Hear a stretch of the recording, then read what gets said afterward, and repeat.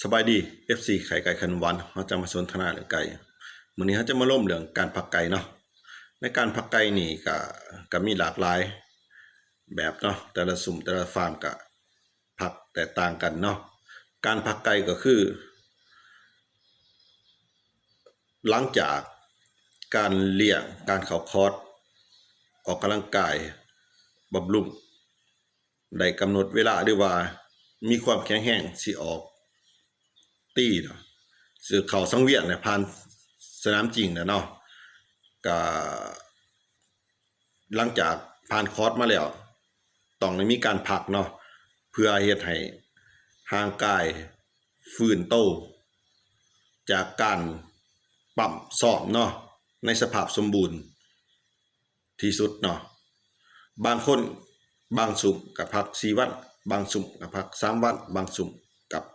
พัก2วันแต่ในขณะพักกันเนาะต้องเฮ็ดจังได๋เนาะเฮาก็ให้อาหารปกติเนาะบ่ว่าจะเป็นอาหารธรรมชาติเนาะซีดผักหมากไม้เนาะแล้วก็สมุนไพรให้ปกติเนาะและก็พร้อมทั้งยาสูตรเลี่ยงก็ให้ปกติเนาะ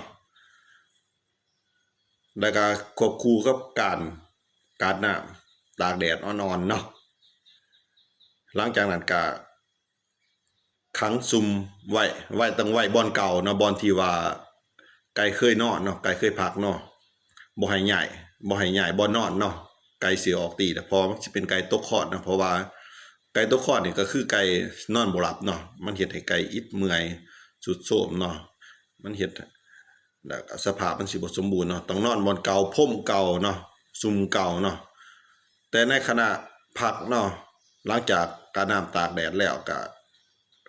นอนแล้วเนาะก็เอาเข้าบ่อนพักเนาะแล้วก็เอามุ้งมางมไว้เขาเอิ้นว่า